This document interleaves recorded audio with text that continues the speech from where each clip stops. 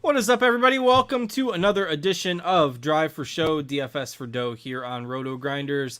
Back with you breaking down another golf tournament this week, and this tournament is proof that as long as we have a full field golf event, we will be bringing you a show, because if there was a week where we could just pack it in and say, you're on your own, play whoever you want. This tournament stinks. We could just pack it in this week and say, we're not going to do anything. But we're back. We're here. We're bringing you the show that we do each and every week for these full field golf tournaments. And good or bad, we will break it down for you here on this Tuesday evening or whenever you might be happening to watch it on replay before Thursday morning lock. I am Justin Van Zuiden, a.k.a. STL Cardinals 84. I've got Mr. Notorious Derek Farnsworth beside me. Noto, how was your week last week? Yeah, what's going on? So would you be more excited for this event or the Hero World Challenge that has like 16 golfers, but a lot of good I names? think I still got to put this one up ahead of it Okay. from a Okay. DFS perspective. Yeah. Don't get to see Tiger going around in a golf cart though. I mean, that's pretty good. That's true. I know that's probably the needle mover for you, I'm sure. Yeah.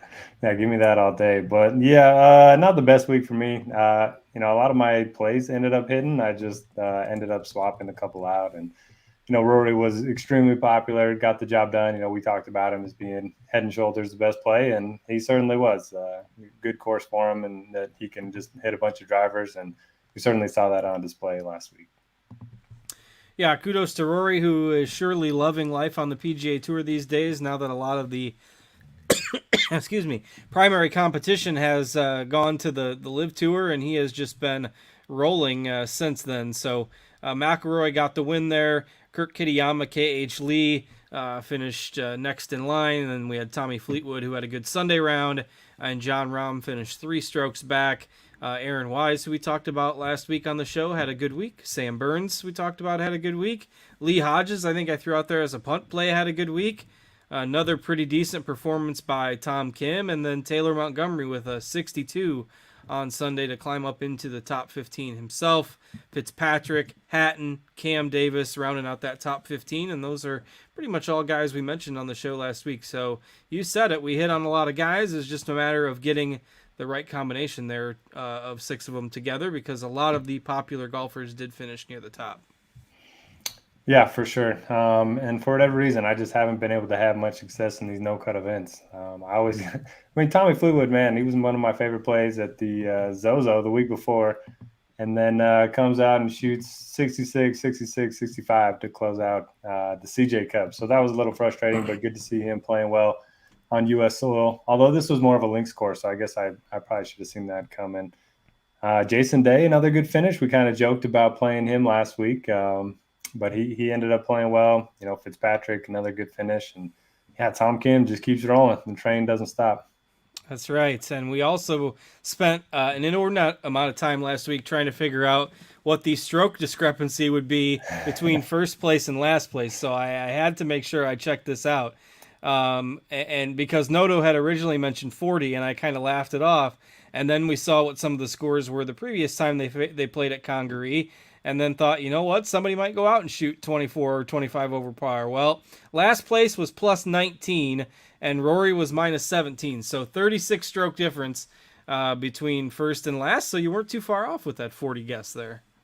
Yeah, I mean, if Sang Hun Shin could have just given me a 77 on the last day, we would have got the job done. Or if would have nailed it. Would have hit. Wouldn't have bogeyed his last, it would have helped a little bit too. But yeah, you set the over under at, what was it for the worst place finisher? I think we ended up on like 24 and a half, and then it ended up at 19. So that right. 24 and a half would have got us to 40. But we didn't get there. It was a sweat, but yeah, 36 stroke difference and plus 19 for the worst score. But that's a fun course. Now, and we've got time tonight because, I mean, this Bermuda Championship, this field is horrendous. Guys that are at the top of the leaderboard, we're used to seeing them at the top of the pricing tiers. We're used to seeing them in like the 7Ks. There's maybe like 30 guys that are viable this week. It's ugly. But I have a rant, and I mentioned last week that I love that course. I wish they played on the PGA Tour every year, and it was cool that it got a stop, this year for the CJ Cup. That was clearly the most talented field of golfers that we will see during the fall swing at any point. And yet the premium coverage now has moved over to ESPN Plus, and ESPN Plus is nowhere to be found for this tournament or the previous tournament or this week's tournament. They're just vanishing for 5 or 6 weeks before they come back for the final 2 events of the fall swing. So your coverage of this event, there was no feature groups. There was nothing at all in the morning. There was no video on PGA Tour site. Nothing. The coverage every day was 3 hours of Golf Channel coverage. And that's it. I mean, they're playing 9 hours of golf a day. You got Rory McIlroy in the field. You got Jon Rahm in the field. You got Fleetwood in the field. All these guys that are like the cream of what's left of the PGA Tour, and your coverage is 3 hours a day? I don't get it. That just seems inexcusable for the best tournament really that you're going to have from September through November. Yeah, great point. I think we got 3 hours of coverage a day. Yeah, 3 hours a day. And That's if you crazy. go to the PGA Tour Twitter account, I mean, no highlights of shots. They should just be cranking those out and just nonstop throughout the course of every single round. It's just it's weird. There's all these golden opportunities that they can't seem to not get out of their own way. So yeah, I think that's a great point by you. Just the fact that we have all these great golfers and we can't even watch them even if we want to pay for it. Right. Yeah. And some of the, previously I had the PGA Tour Live, and I also had a subscription to ESPN Plus. So when ESPN Plus took over the reins of the PGA Tour, it was great. One less subscription I had. And, the coverage during the summer was pretty solid. The feature groups usually had a couple feature groups at a time, and the, primary feed. And, it's still not the greatest, but at least with those feature groups, you see every golf shot, and it's not like the general TV coverage. But to not have that at all for what is your marquee event really of the fall swing, it was just so bizarre. And I really liked that course, and yeah, fine, you can watch the final 3 hours or whatever of every day, but it's just it was a shocking thing to see that there was just no coverage, and like you mentioned, nothing on the social media. And I don't know, they just got to figure out in this day and age of, right, with the Masters, you can watch every shot embedded within their app. The PGA Tour just needs to step it up and improve that, because to be fair, that's their technology and all that stuff is one of the big, and the TV coverage is one of the big edges they have on the Live Tour right now, because the Live Tour has no TV deal, and their website looked like it was schlocked together by me on GeoCities when I was 12 years old. They're still developing that stuff. So if the PGA Tour can't leverage the years of advantages they've had in that, it's just a big loss. And I don't know. I was pretty disappointed in that last week. So that's my rant. Yeah, I like it. STL1, PGA Tour 0, Live Tour 0 as well. I don't think they care about me or my opinion, obviously, but that's all right. It's okay. I also wish, can't they invest a little more money in their shot tracker stuff? Like, they carried around these big trucks, so they can't fly it anywhere. So any of these alternate anything out of the country is a no-go. It's just, I mean, that's like why they're getting so many random views on a Thursday morning, and they haven't been able to figure it out. It's just weird. Because you've got on the sports betting sites like DraftKings and FanDuel and basically all of them now, all the books that are live, you can bet like individual round matchups while they're happening. Like, the Group A is on the 9th hole, and the odds are adjusting live for all. It's just the fact that you can't. Last week I couldn't watch it on TV, and now this week you're not gonna be able to watch it on TV, and you're not gonna have shot trackers. So it just makes that, if you're trying to build a rapport with the gaming community, and DraftKings has a sponsorship with the PGA Tour, it's just being able to get that real-time data is pretty much inexcusable at this point to not have it, let alone the TV coverage. Just the online data, that's another kind of strike. The Family Feud board is struck out at this point. We need more STL rants. This is by far the most active the chat has ever been in the intro. So I hope they agree with me. If anybody's defending the PGA Tour, I'm going to go and block them. So I got to go, I got to double check and make sure that nobody's Nobody's going to be agreeing with the PGA Tour, or else we got a mole in the chat for the tour. Anyway, I digress. I feel better. I'm glad I got that off my chest. I wasn't happy about it last week, but we move on, and we've got an ugly event, as I mentioned, this week. But other takeaways from last week's event for you, obviously great to see Rory get it done. A lot of other big names in the top 15. Anything else that maybe caught your eye before we move it along? Not really. Fun course. I do hope they go back there at some point, but it was weird seeing there weren't a lot of fans in attendance, and that was that's kind of the big knock on Live is nobody's watching, and it was kind of weird seeing not that many fans out there. I don't know if it's just far away from everything, or it's hard to get people back into all the holes. I'm not sure what the issue is.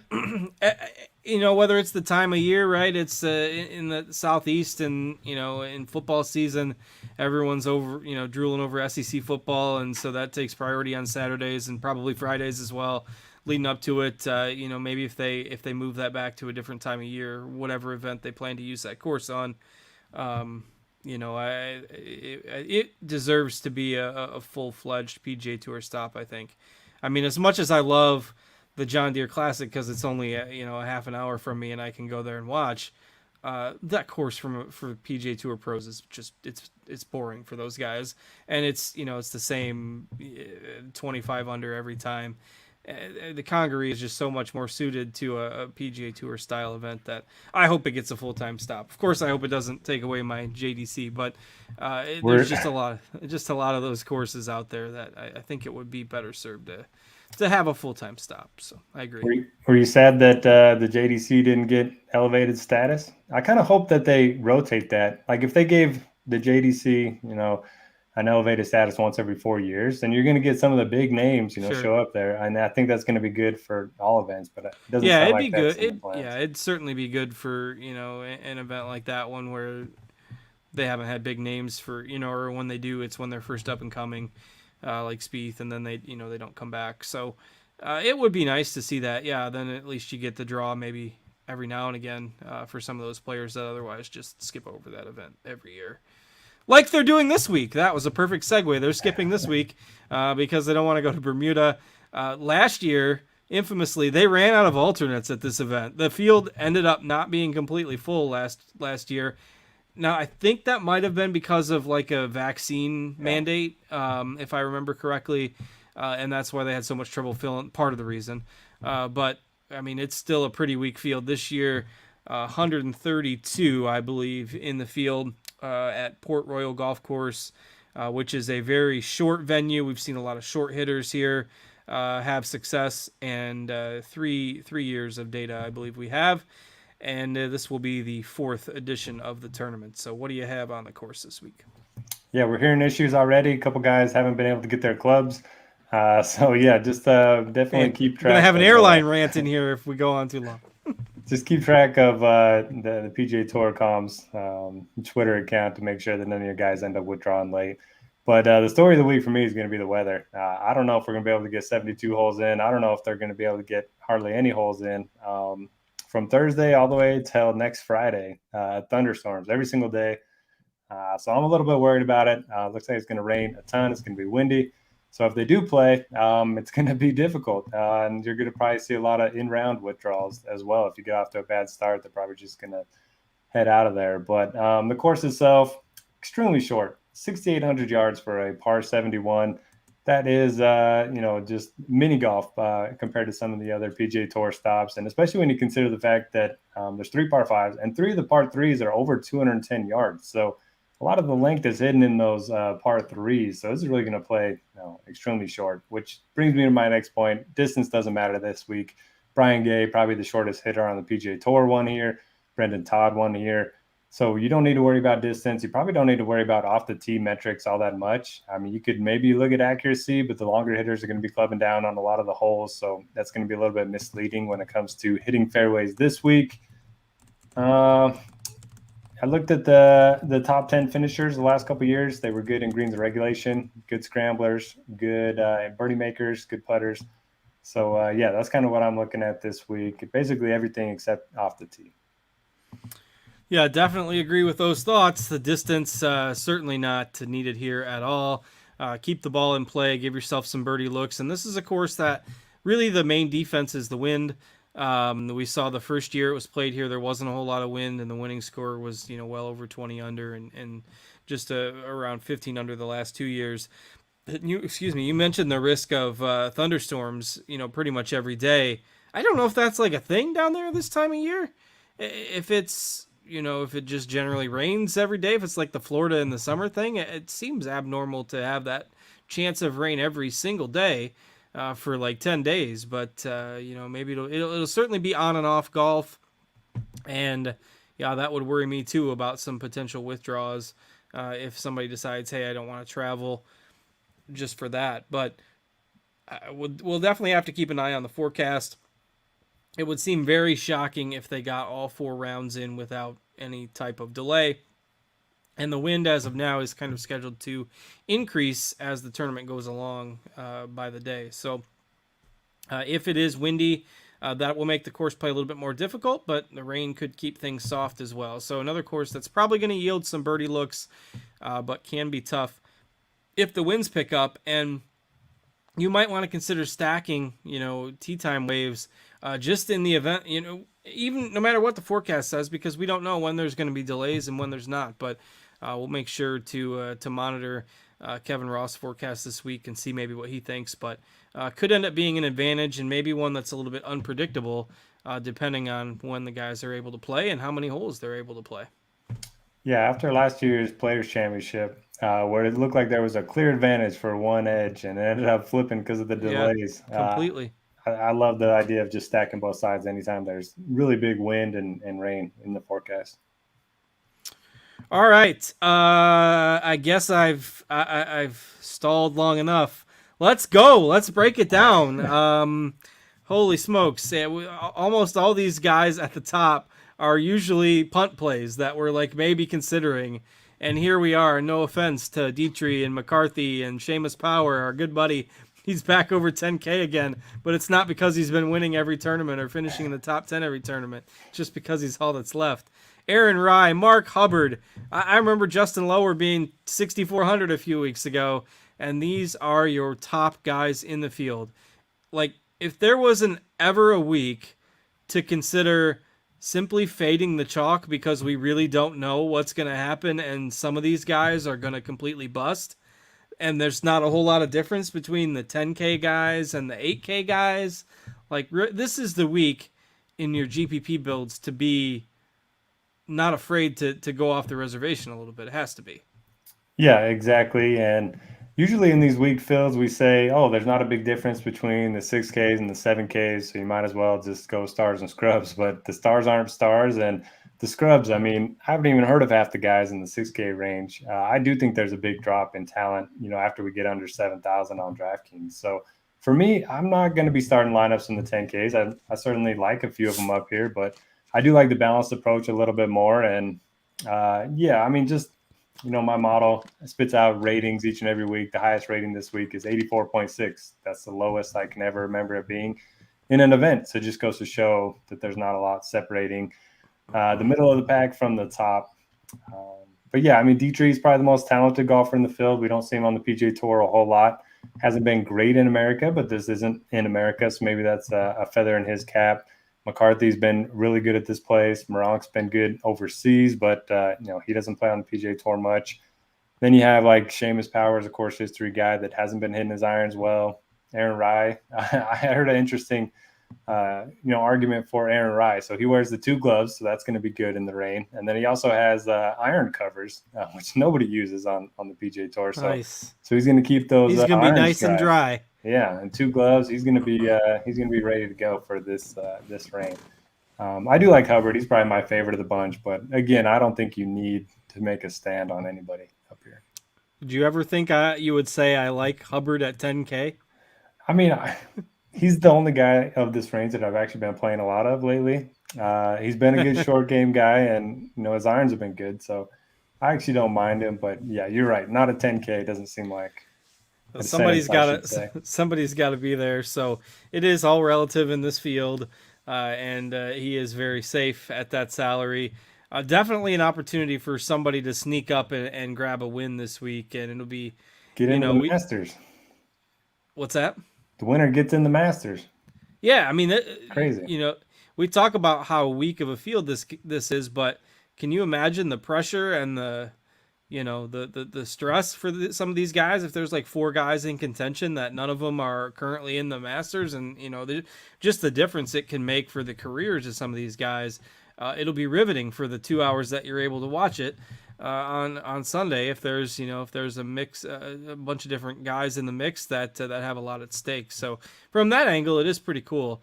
Even though the weak field, it gets tough for us to discuss. So Dietrich's the one guy I will probably have a lot of in GPP builds. I just think in terms of his talent level, he's the best in this field.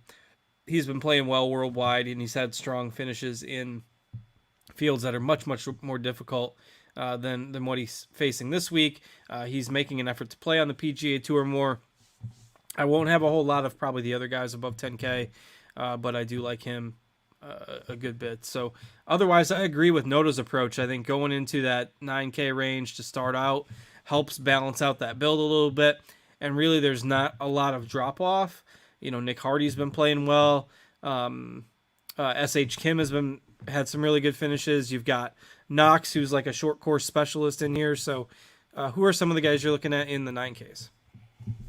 Yeah, SH Kim, he's been great other than last week, but I mean, that was a huge step up in, field strength for him. But if you look at anyone in this field over since the start of 2021, he's got the highest cut rate. He's got the highest top 36% finish rate. Now, granted, a lot of those were on the Korn Ferry Tour, but it's not like the rest of the field has been playing in a bunch of good fields. So I do like SH Kim quite a bit. I like Alex Smalley. We seem to play him every single week. He's one of the better ball strikers in the field. He's been grinding out some good finishes in much stronger fields. So, yeah, give me a lot of Alex Smalley. He was also T12 here last year. And then I like Jaeger at 9,300. So his biggest weakness is off the tee. He's not very good, but he's very good with his irons. He's gained over 4 strokes in 5 of his last 12 events, so he can get red eye on approach. Very good around the greens, very good Bermuda putter. So those would be the 3 I'd look to. It does look like Justin Lower is going to be the chalk here. What are your thoughts on him? He doesn't rate out that well for me. Yeah, that surprises me that his ownership has jumped that much. He's been a guy that's been in the 6Ks for most of the fall. And I guess it's hey, he's 3 for 3 with a couple top 20s in the fall swing, and that's enough in this field to get people interested. Certainly a talented guy. He closed out a couple events he played. He played the Rocket Mortgage and the Wyndham and finished top 40 in both of those. So, yeah, the form is good. I think that's the reason. But I don't know. I don't have a strong take on it either way. I agree with Greg in the chat. Jaeger gets his first win. All right. Like nothing's crazy in this field. And you know me, I'm a big Knox guy. And if there was ever a course that was built for Russell Knox, this is it. And I think he's top 18 each of the 3 years here. No surprise. And his form is a little bit iffy. And his projection in terms of our RotoGrinders model is not great. And Noto's numbers on him aren't good either. But the course is just a Russell Knox course. That's why his odds are so much better than what you'd expect based on his form. That's why he's 9,200. And I suppose that's why he's getting a little bit of ownership as well. But I can't ignore Knox at 9,200. I think Robbie Shelton at 9,100 is interesting in tournaments as well. Another guy that's had a solid start to the fall swing. If you're looking to get away from Lower being a little bit more popular, I don't mind going to somebody like Shelton in there. But we're not looking at really overwhelming chalk on anybody here. And I think if you start your lineups out with a couple of these guys, it might make it easier to round out that lineup at the bottom compared to the 10K guys at the top. So any other thoughts on the 9K range for you? Yeah, I like the Sheldon call quite a bit. He's been in some pretty good form, and he's one of those guys that, he had his PGA Tour card 2 seasons ago, lost it, had to go back to the Korn Ferry Tour, won twice during the summer. So if you're looking for a guy that could potentially win, at least that has a couple of wins recently, I do like Sheldon quite a bit. Knox, I agree with you. Just seems like a Knox course. There's like 5 courses a year where you circle it and say this is a Knox course, and this is one of them. Kind of like Kevin Kisner. in that respect. He's good on Bermuda, short course, and in the wind. So, yeah, I like Russell Knox a little bit. Just looking at ownership, SHKM at 5%. That's awfully enticing. Yeah, I think he'll end up being a little higher, but yeah, if he's going to stay there, I certainly like him for sure as a tournament upside play. Absolutely, even at that salary. So, all right, let's move into the 8Ks. Again, we've got basically all of these guys, every single one. Eckroat, Wu, Benyon, Will Gordon, Adam Schenk, Nick Taylor, Adam Long, like everybody between 8 and 12, 13% ownership. So not a whole lot to worry about in terms of chalk in this range. It's who do you want to trust? Like Benyon, will he bring the putter? Will Gordon, can he avoid making an 8 somewhere along the line? Adam Schenk has been a lot more hit or miss lately. Just not a lot of sure things in here, and not a whole lot of ownership to talk about in terms of, we need to avoid X player because he's super chalky. So what are your thoughts in the 8Ks? Yeah, it's starting to get ugly. I think the course would set up well for Adam Long, one of the shorter hitters, really good putter, especially on Bermuda. He hasn't played here before, so I do think that's going to help the ownership a little bit. Nick Gordon, Will Gordon. Sorry. Nick Gordon from the Twins, right? Anyway. Wrong sport. Yeah, Twins are out. Will Gordon, he's been playing well, and he was really good on the Corn Ferry Tour, but I see him as more of a bomber. He's one of those guys that gains almost all of his strokes off the tee. So that worries me. Eckroat, I think he's talented, but his short game's been nothing short of terrible the last couple months. He just continuously loses around the green, and with the wind and the rain and all that, that worries me. So, yeah, I like Brandon Wu in tournaments. I like Callum Tarrant a little bit. It does look like he's going to be popular, but I don't know. There's not a lot to love. Do you have any stronger takes tonight? No, not really in that range. I like Tarrant is always my guy, and I played him a lot during the summer when he was a lot cheaper, and relatively speaking, doesn't feel overpriced compared to some of these other guys, but he is probably going to be the most popular guy in the 8Ks, but I don't mind it. I mean, it's not like he's going to be 30%. So, yeah. Sorry. I guess we should be interested in Adam Schenk. I mean, he lives for these events, and he's coming off of 2 top 20s in a row. Yeah, he tends to be pretty streaky too, so I'd probably put him up there in my list. I don't mind Gordon for upside in GPPs, but yeah, that's about it. Tarrant is the one guy I feel pretty good about in this range. And everybody else, I think you can make a case against them. Obviously, you got to keep some guys in your player pool, but yeah, it's probably Tarrant, Gordon, and Schenk for me, and that's probably about it. And you can live in the 7Ks for your value spots. Like you start in the 9s, finish in the 7s. I really think there's golfers in here that are really interchangeable with some of the golfers in the 8K range. My couple of favorites, one of them would be Ryan Armour at 7,400. Again, another guy who lives for these shorter courses. He's made the cut all 3 times at this event. Did have a top 20 a couple weeks ago. Missed another cut in his last start, but I like him at 7,400. I also like Kramer Hickok at 7K exactly. He's had a pretty good history here as well. But you can mix and match. I mean, guys that we've got some ownership on in here: Sam Ryder, Chesson Hadley, my old friend Doug Gim, Harry Hall getting some love, and looks like you have a tag up on Ben Taylor. So talk about some of the guys you like in the 7Ks. Yeah, so Ben Taylor played here twice. He's made the cut both times. He's the best putter in this field on Bermuda. So I think that's interesting. And he's been playing well, just pretty consistent at 7,400. I like that. Ben Griffin rates out as the 14th best play overall in my model. I don't know what to do with that information. It's largely due to a small sample because his irons have been really good in the swing season. So that's probably why, but he also has a really good short game, at least from what we've seen so far. So I like Ben Griffin a little bit. And then let me ask you something. So when we expect like really windy, bad conditions, are you more likely to target the ball strikers that are going to be able to work the ball in the wind and hit more greens, or do you just focus more on scrambling? I think scrambling is important because everybody's going to miss greens. You can make a case for both, but scrambling would get a bump for me. Yeah, that's kind of what I did too. But if you want to play the ball striker narrative, somebody that might hit more greens than anybody else is Smotherman. I mean, he's been 7,500 in much tougher fields in the swing season. So if you do want to play the ball striking narrative, I don't hate him. Yeah, and with there not being much in here, I don't mind that either. Like Sam Ryder, I think is a risk reward kind of play. I don't know if I love him in the bad weather, but um, and this just what doesn't seem like it would be the course, the type of course for him. But he does have three straight made cuts, so What is it with this show? Everyone that watches the show is a Doug Gim truther. I don't understand. I'm not sure Is it just turned if into a bit? yeah. See, I think I don't know. I think they might be mocking me because I used to play him every week. I've moved on from Doug Gim though. Unfortunately, I don't think he's ever going to get there with the putter. And the time I finally give up on him with the putter is probably when he'll figure it out.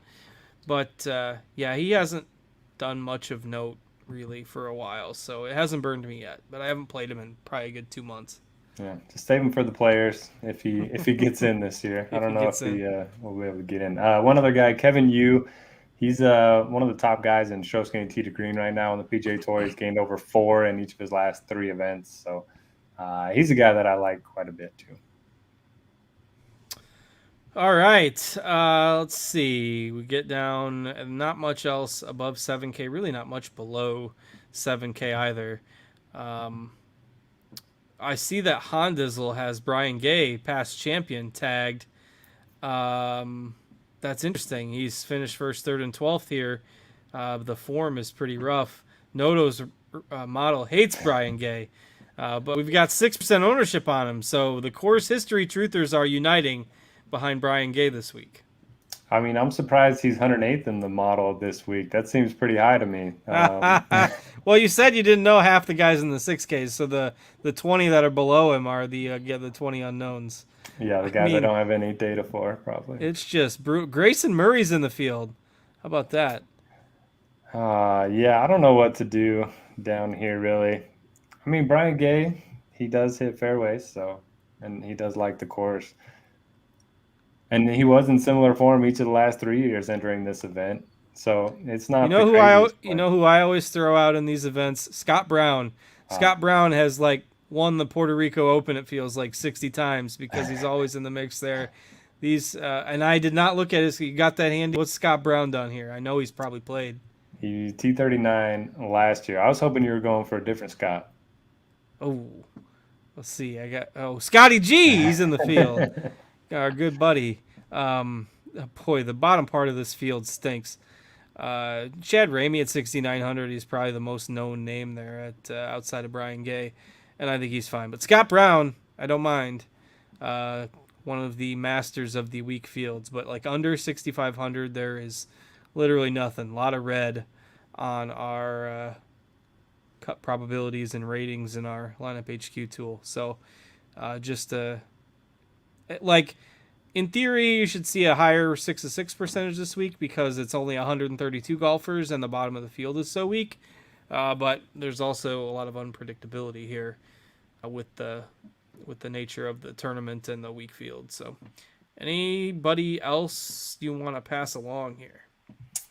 Not really, but I did want to note all 3 winners here have been at least 80-1 or greater. So, I mean, I don't hate taking a shot on some of these guys if you do find somebody that you feel okay about. Just There's long just a shots. lot of guys in that 7K range. I think that's where Yeah. I'd live. Yeah, I agree. With mix and match my values. Well, I think I set the over under for the time of the show at 33 minutes and 33 seconds, and we've somehow gone over that. I suppose that's because I ranted about the TV coverage for about 4 minutes, and so that helped contribute. So I'm proud to cash the over ticket on that. But let's see, and I'm gonna pull it up here. I know I remember seeing that. ESPN Plus wasn't back this week, so I think this week is once again only the 3 hours.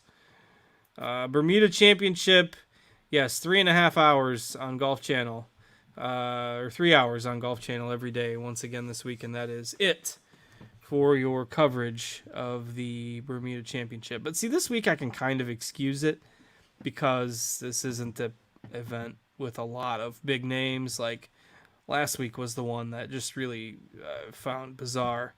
And so, yeah, then the next week is the same for Mayakoba, which is another tournament where you're probably not going to have shot-by-shot data, and you're only going to have 3 hours of TV coverage a day, and then the more enhanced premium coverage is back for the final 2 events of the fall swing. So that's what's left after this week. Mayakoba and the Houston Open and the RSM Classic.